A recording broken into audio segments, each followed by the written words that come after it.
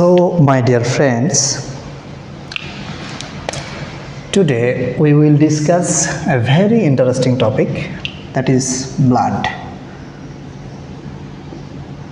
রক্ত। আজকে আমরা রক্ত নিয়ে পড়ব। হ্যাঁ, এই রক্ত সংবহন তন্ত্র সর্বপ্রথম যে মানুষটা আলোচনা করেছিলেন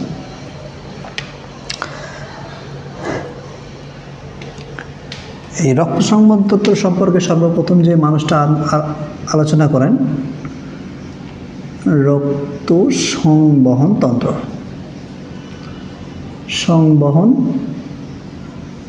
তন্ত্র এটা নিয়ে সর্বপ্রথম যে মানুষটি আলোচনা করেন ওনার নাম উইলিয়াম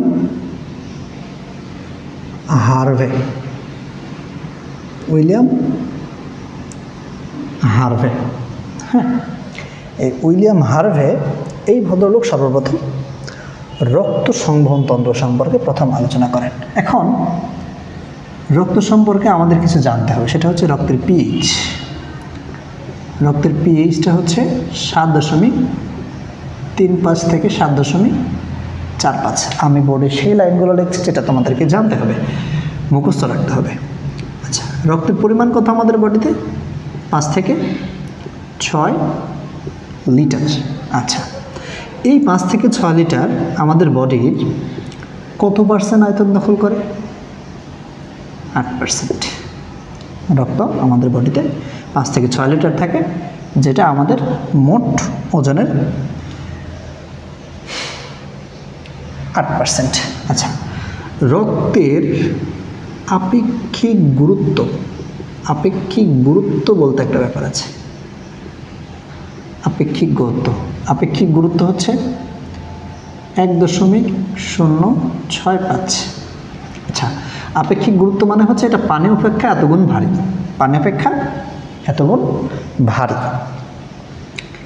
আচ্ছা, এবার পানি অপেক্ষা এতগুণ বেশি ভারী হওয়ার কারণে রক্তের যে সান্দ্রতা, রক্তের সান্দ্রতা সেটা হয়েছে 5 গুণ।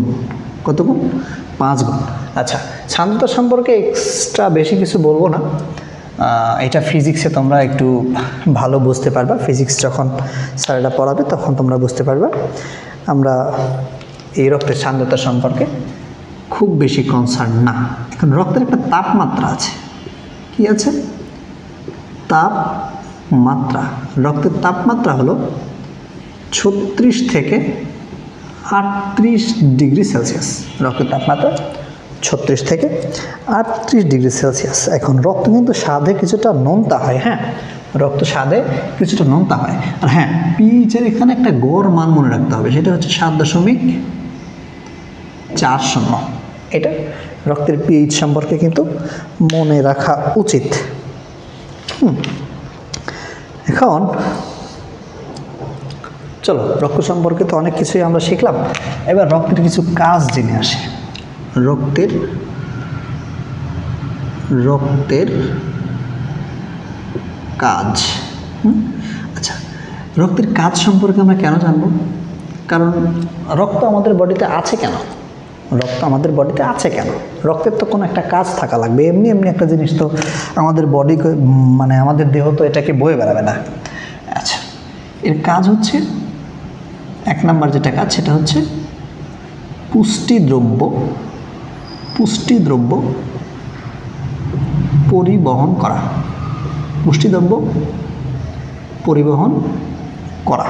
আচ্ছা, এই 2 নাম্বার যে কাজ সেটা হচ্ছে শ্বসনিক গ্যাস। কি? শ্বসনিক গ্যাস পরিবহন করা। আচ্ছা, শ্বসনিক গ্যাস বলতে আমরা এখানে কি বুঝি? শ্বসনিক গ্যাস বলতে আমরা এখানে যেটা বুঝি, mainly oxygen and carbon dioxide. Right? আচ্ছা, শ্বসনিক গ্যাস বলতে আমরা সেখানে অক্সিজেন এবং কার্বন ডাইঅক্সাইড বুঝি। আচ্ছা, তারপরে বিপাক নিয়ন্ত্রক, বিপাক নিয়ন্ত্রক, দ্রব্যাদি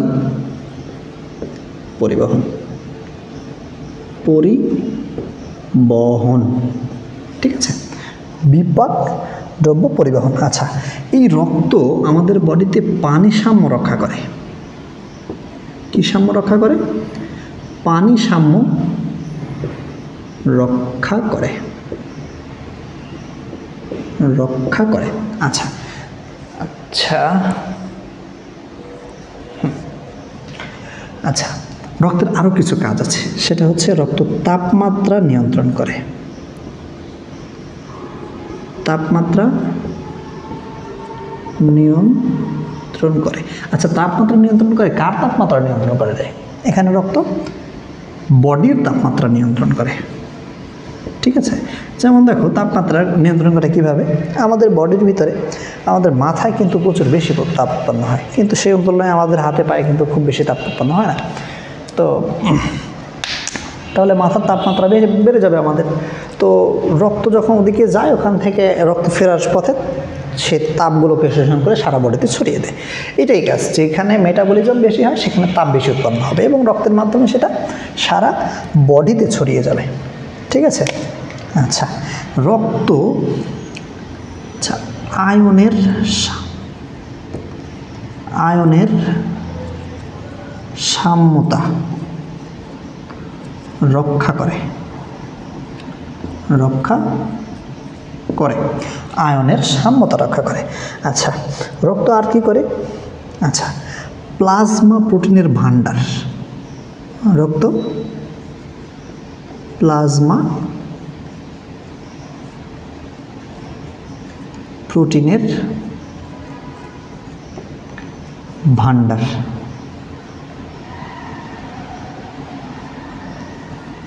ভান্ডার হিসেবে কাজ করে।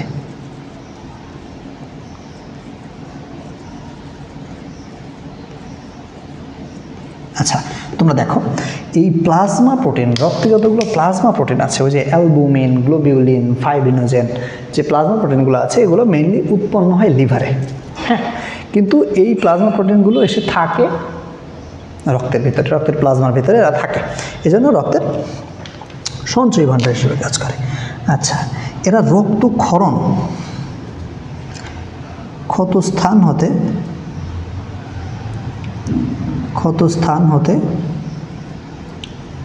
রক্তক্ষরণ বন্ধ করে, ঠিক আছে। ক্ষতস্থান হতে রক্তক্ষরণ বন্ধ করে। এরা কি করে? জীবাণু ধ্বংস করে। আচ্ছা, রোগ প্রতিরোধ ব্যবস্থায় ভূমিকা রাখে। রোগ প্রতিরোধ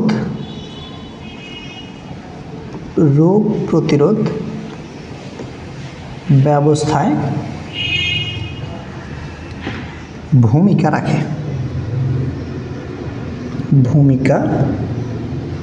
রাখে। আচ্ছা, আরেকটা কথা আছে, রক্ত হোমিওস্ট্যাসিস নিয়ন্ত্রণ করে।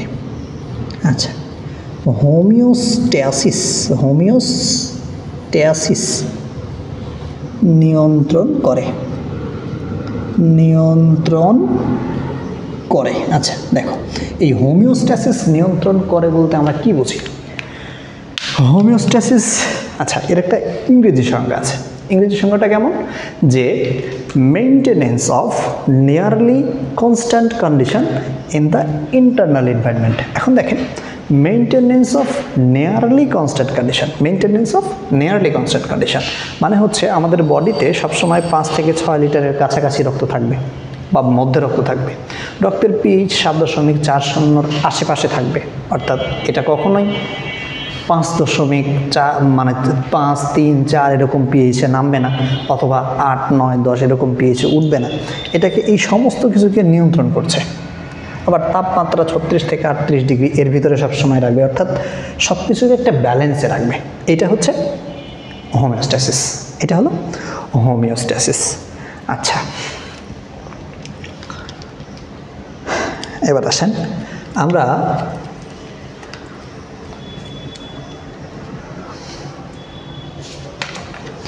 রক্তের উপাদান সম্পর্কে কিছু জানবো। হ্যাঁ, রক্তের উপাদান, রক্ত, এই রক্তের উপাদান সম্পর্কে আমরা কিছু জানবো। একটা হচ্ছে রক্তরস, রক্তরস, আরেকটা হচ্ছে রক্ত কণিকা। একটা রক্তরস, আরেকটা রক্ত কণিকা। এই যে রক্তরস আর রক্ত কণিকা, আজকে আমরা মেইনলি রক্তরস নিয়ে আলোচনা করি, দেখা যাক কণিকা নিয়ে পারি কিনা। এই রক্তরস আমাদের বডি থেকে 55%, আর রক্ত কণিকা থাকে 45% বা 45%। আচ্ছা, এই যে রক্তরস, এই রক্তরসের রস যতটুকু, তার আবার 90 to 92%, আচ্ছা, এখানে পানি। হ্যাঁ, এখানে পানি, এই পানির পরিমাণ 90 to 92%। ক্লিয়ার?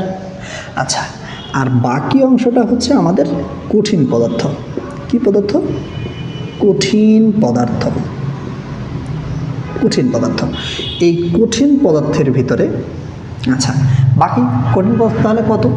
8 থেকে 10%, এই তো কঠিন পদার্থ। আচ্ছা, কঠিন পদার্থের ভিতরে আমাদের কিছু অজৈব পদার্থ আছে, কিছু অজৈব পদার্থ আছে, ঠিক আছে? অজৈব, আচ্ছা, অজৈব পদার্থ। আচ্ছা, এই অজৈব পদার্থের পরিমাণ হচ্ছে 0.9%, আর বাকি রেস্ট অফ দ্য জৈব পদার্থ। কি পদার্থ? জৈব পদার্থ। একটু চিন্তা করার বিষয়, এখানে জৈব পদার্থ তাহলে কত হবে? এখানে জৈব পদার্থ 7 থেকে 9%-এর কাছাকাছি, মোটামুটি এমন। অজৈব পদার্থের মধ্যে আমরা কি কি জানি? অজৈব পদার্থের মধ্যে আছে কি কি দেখেন, একটু মনোযোগ দাও। অজৈব পদার্থের মধ্যে আমাদের আছে সোডিয়াম আয়ন, পটাশিয়াম আয়ন, এগুলো তো কেমিক্যাল পদার্থ, তাই না? এগুলো সব অজৈব পদার্থ। ম্যাগনেসিয়াম আয়ন, ক্যালসিয়াম আয়ন, ঠিক আছে? তারপরে আমাদের আর কি কি আছে? জিঙ্ক, ক্লোরাইড, তাই না? আচ্ছা, এই ধরনের জিনিসগুলো আমাদের অজৈব পদার্থ। জৈব পদার্থের ভিতরে আবার কিছু আছে। জৈব পদার্থের মধ্যে আমাদের কি কি আছে একটু লক্ষ্য করো। জৈব পদার্থের ভিতরে আছে plasma protein, plasma protein, plasma protein, আচ্ছা, তারপরে নাইট্রোজেন ঘটিত বজ্র পদার্থ। হ্যাঁ, নাইট্রোজেন ঘটিত, নাইট্রোজেন, আচ্ছা, নাইট্রোজেন ঘটিত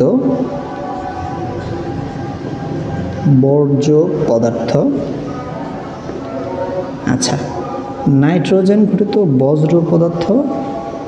আচ্ছা, আর কিছু অন্যান্য পদার্থ আছে। কিছু কি আছে? অন্যান্য পদার্থ, অন্যান্য পদার্থ। আচ্ছা, আর এই অন্যান্য পদার্থ, এই প্লাজমা প্রোটিন থাকে 7.5%। 7 থেকে 9% মধ্যে 7.5% থাকে প্লাজমা প্রোটিন, আর বাকি থাকে এই নাইট্রোজেন ঘটিত বজ্র পদার্থ আর অন্যান্য কিছু পদার্থ। ঠিক আছে, এইবার দেখো প্লাজমা প্রোটিনের ভিতরে আমাদের কি কি থাকে এটা একটু জানতে হবে। Plasma protein albumin,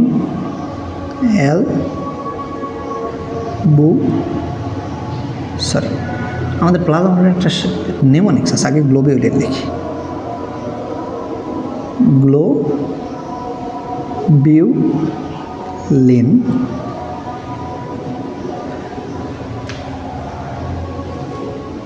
prothrombin,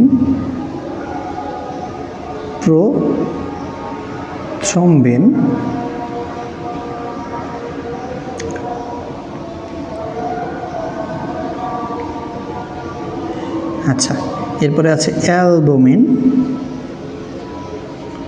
albumin. আচ্ছা, এরপরে আমাদের আছে কি, please concentrate over here, albumin. তারপর আছে ফাইব্রিনোজেন, ফাইব্রিনোজেন, ঠিক আছে। এরপরে আছে কি, ফাইব্রিনোজেন। আচ্ছা, নাইট্রোজেন ঘটিত কিছু বজ্র পদার্থের ভিতরে আছে, দেখো, ইউরিয়া,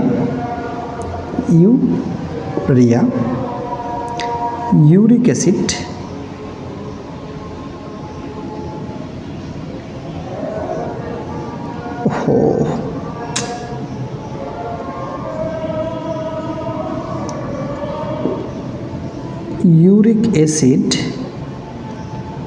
ইউরিক অ্যাসিড, জ্যান্থিন,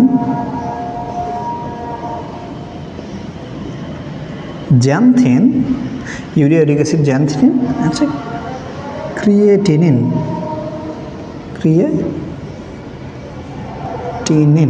আচ্ছা, এই ক্রিয়েটিনিনের মাত্রা আমরা রক্তে পরিমাপ করার মাধ্যমে কিডনির সুস্থতা প্রমাণ করি, ঠিক আছে। এই ক্রিয়েটিনিন পরিমাপের মাধ্যমে আমরা বলতে কি, আচ্ছা, এই যে এইটা মনে রাখার একটা টেকনিক আছে, হ্যাঁ, এর নাম হচ্ছে GPA5। দেখো, জিতে গ্লোবিউলিন, পিতে প্রথ্রম্বিন, এতে হচ্ছে অ্যালবুমিন, আর 5তে ফাইব্রিনোজেন। আচ্ছা, এই টেকনিকে আমরা এই প্লাজমা প্রোটিনগুলোর নাম মনে রাখতে পারি। এখানে নাইট্রোজেন ঘটিত কিছু পদার্থ আছে, সেটার নাম হচ্ছে urea, uric acid, xanthine, creatinine. এগুলো হচ্ছে আমাদের নাইট্রোজেন ঘটিত বজ্র পদার্থ। নাইট্রোজেন ঘটিত কী পদার্থ? নাইট্রোজেন ঘটিত বজ্র পদার্থ। আচ্ছা, এবার আসলে রক্তকণিকা সম্পর্কে কিছু জানি। রক্তকণিকা সম্পর্কে আমরা বাকি আরেকটু জানব, ঠিক আছে। রক্তকণিকা, এই রক্তকণিকা কি কি আছে? একটা হচ্ছে লোহিত রক্তকণিকা, বা আমরা সংক্ষেপে লিখি, আমাদের জায়গা কম, আরবিসি। শ্বেত রক্তকণিকা বা হচ্ছে ডাব্লিউবিসি, এবং আমাদের অনুচক্রিকা বা প্ল্যাটিলেট, ঠিক আছে, অনুচক্রিকা বা প্ল্যাটিলেট। আচ্ছা, এই সম্পর্কে আমরা আচ্ছা, আজকে আমরা আরবিসি সম্পর্কে জানব।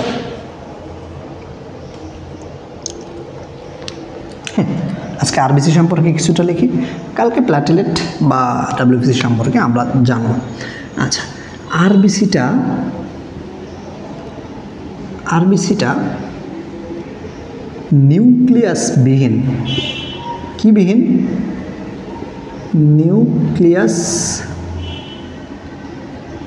নিউক্লিয়াসহীন, অর্থাৎ এখানে কোনো নিউক্লিয়াস থাকে না। এবং আরবিসি সম্পর্কে আমরা যদি বলি, এরা দ্বি-অবতল। কেমন? দ্বি-অবতল, ঠিক আছে। এরা নিউক্লিয়াসবিহীন, দ্বি-অবতল। এবং আরবিসির ব্যাসটা মনে রাখবে তোমরা। আচ্ছা, আরবিসির ব্যাস, ঠিক আছে, আরবিসির ব্যাস মনে রাখবা। এই ব্যাসটা হচ্ছে 7.3 মাইক্রোমিটার। আচ্ছা, এই আরবিসি সম্পর্কে, আচ্ছা, এই আরবিসির ভিতরে থাকে হচ্ছে আমাদের হিমোগ্লোবিন। হ্যাঁ, হিমোগ্লোবিন।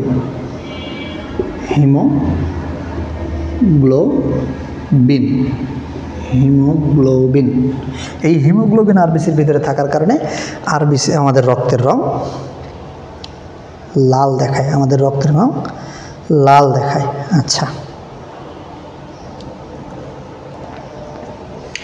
দেখো, এই আরবিসি শিশুর দেহে, কার দেহে?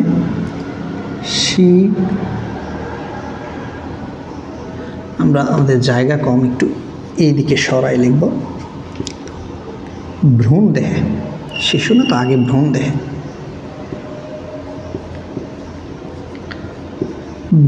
দেহে। এই ভ্রূণ দেহে এর পরিমাণ 80 থেকে 90 লাখ। 80 থেকে ভ্রূণদেহে এরা 80 থেকে 90 লক্ষ পার সিসি অর্থাৎ কিউবিক সেন্টিমিটার অর্থাৎ প্রতি ml ব্লাডে। ঠিক আছে, প্রতি ml ব্লাডে 80 থেকে 90 লক্ষ থাকে হচ্ছে আমাদের ভ্রূণ দেহে। আচ্ছা, যদি বলি শিশুর দেহে, শিশুর দেহে, এই শিশুর দেহে এটার পরিমাণ কত? শিশুর দেহে হচ্ছে তোমার 60 থেকে 70 লাখ, 60 থেকে 70 লক্ষ পার কিউবিক সিসি অর্থাৎ প্রতি ml এ। ঠিক আছে, এখন প্রাপ্তবয়স্ক পুরুষের দেহে, পূর্ণবয়স্ক পুরুষে, পূর্ণবয়স্ক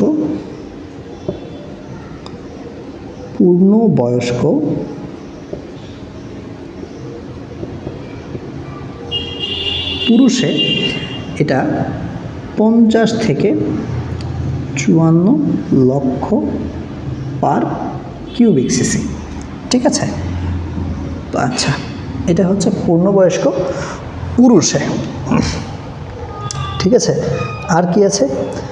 পূর্ণবয়স্ক স্ত্রী দেহে, পূর্ণবয়স্ক স্ত্রী দেহে। ঠিক আছে, স্ত্রী দেহে এরা থাকে হচ্ছে 40 থেকে 49,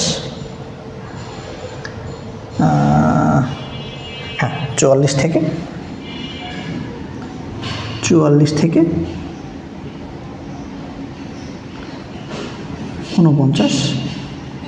লক্ষ পার কিউবিক সেন্টিমিটার। আচ্ছা,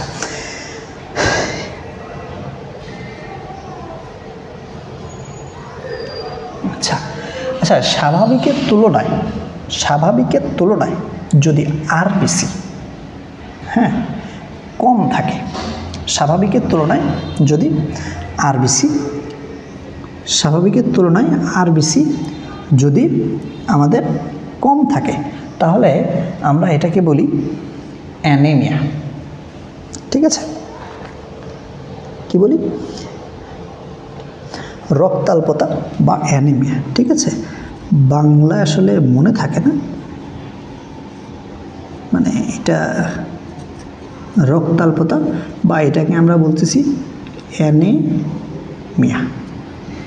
ঠিক আছে, আচ্ছা, স্বাভাবিকের থেকে কম থাকলে আমরা সেটাকে বলি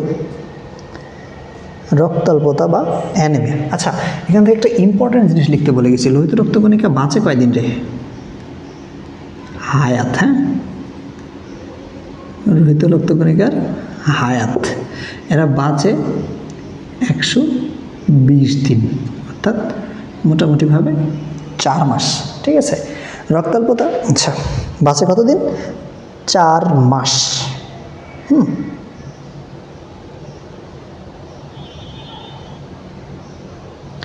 আচ্ছা, যদি এরা 65 লাখের থেকে বেড়ে যায়, কত লাখের থেকে? 65 লাখের থেকে আরবিসির সংখ্যা যদি বেড়ে যায়, তাহলে আমরা সেটাকে বলবো পলিসাইথেমিয়া।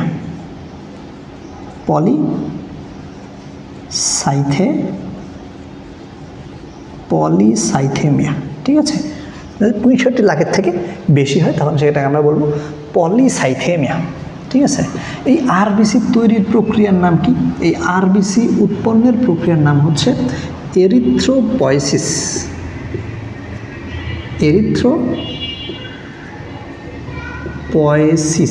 আচ্ছা, এই এরিথ্রোপয়েসিস যে হয়,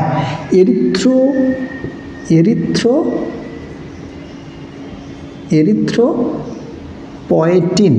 ঠিক আছে, এরিথ্রোপয়েটিন এই হরমোনের প্রভাবে। ঠিক আছে, এই এরিথ্রোপয়েটিন হরমোনটা কিডনি, কোথা থেকে?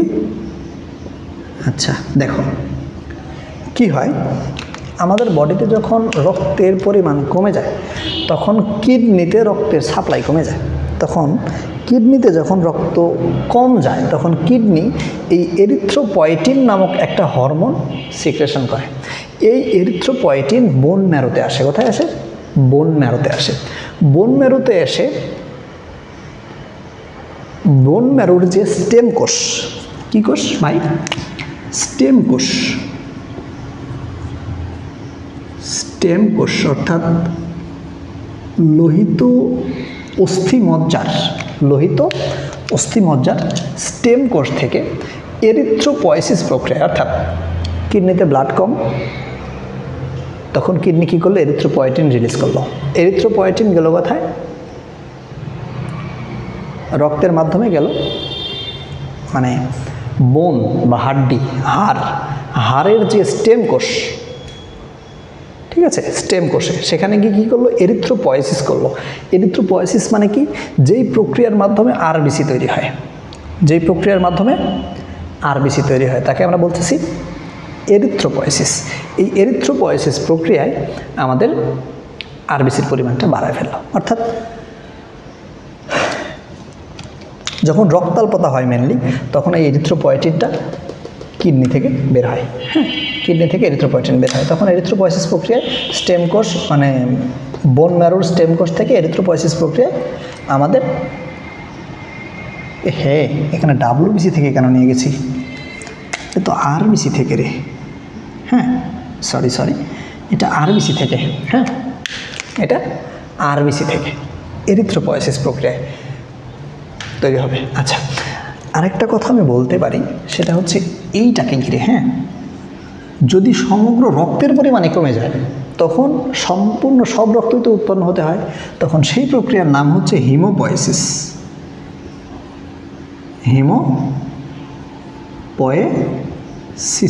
হিমোপয়েসিস। আচ্ছা, তাহলে রক্ত তৈরির প্রক্রিয়ার নাম হিমোপয়েসিস, বাট এরিথ্রোসাইট বা আরবিসি বা লোহিত রক্তকণিকা উৎপন্নের যে প্রক্রিয়া, সেটার নাম হচ্ছে আমাদের এরিথ্রোপয়েসিস। রক্ত তৈরির প্রক্রিয়ার নাম হিমোপয়েসিস, বাট আরবিসি তৈরির প্রক্রিয়ার নাম হচ্ছে এরিথ্রোপয়েসিস। কথা ক্লিয়ার? আচ্ছা, চলো এবার একবার রিভিশন করি। হ্যাঁ, রক্তের পিএইচ কত? 7.35 থেকে 7.45, গড়ে 7.40। আমাদের বডিতে রক্ত থাকে 5 থেকে 6 লিটার, যা আমাদের বডির মোট ওজনের 8%, এবং রক্তের আপেক্ষিক গুরুত্ব হচ্ছে 1.065।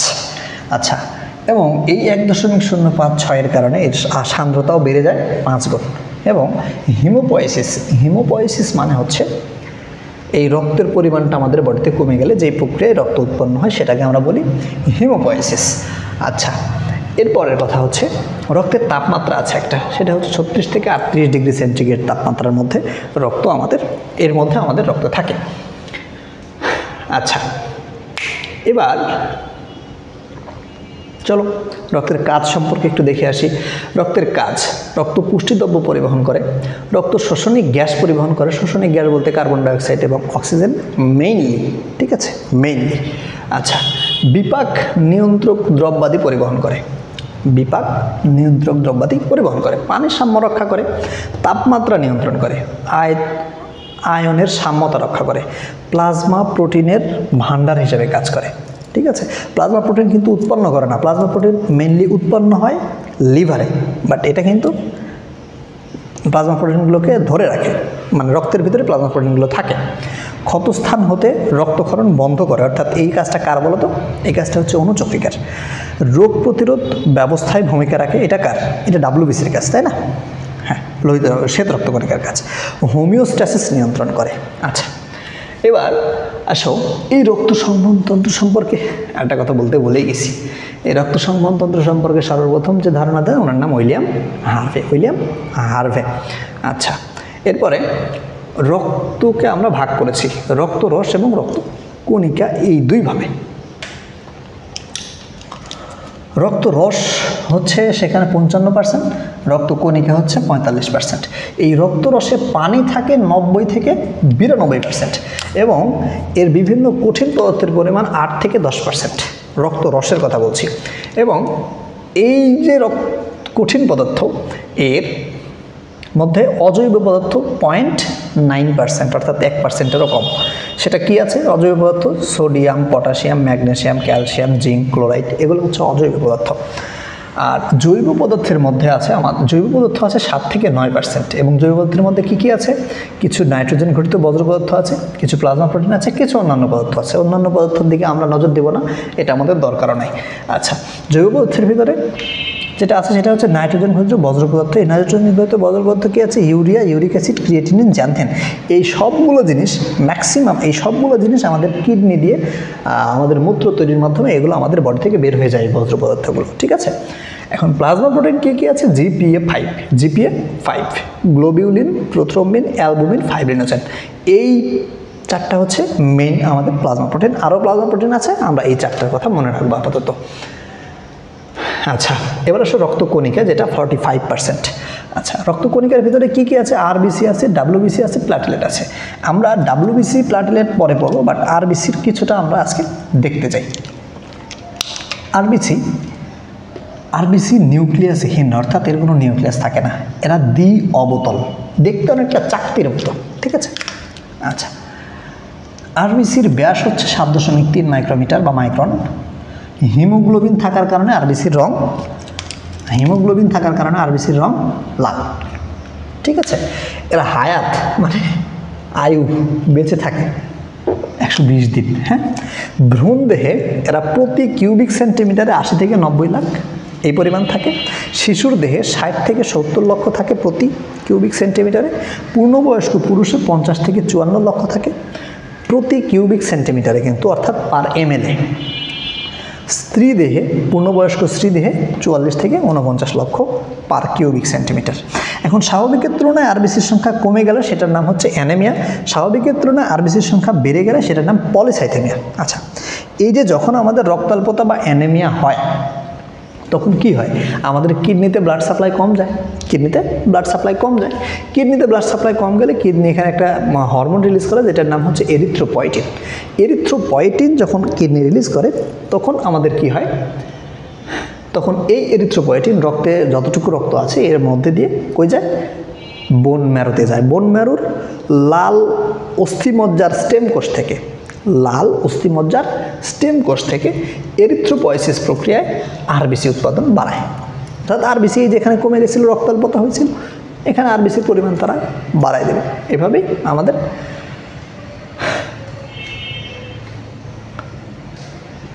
রক্ত আমাদের বডিতে মানে রক্ত কমে গেলে এভাবেই বাড়ে। আচ্ছা, আজকের আলোচনা এই পর্যন্তই। ইনশাআল্লাহ সামনের দিন বাকিটা আলোচনা করব।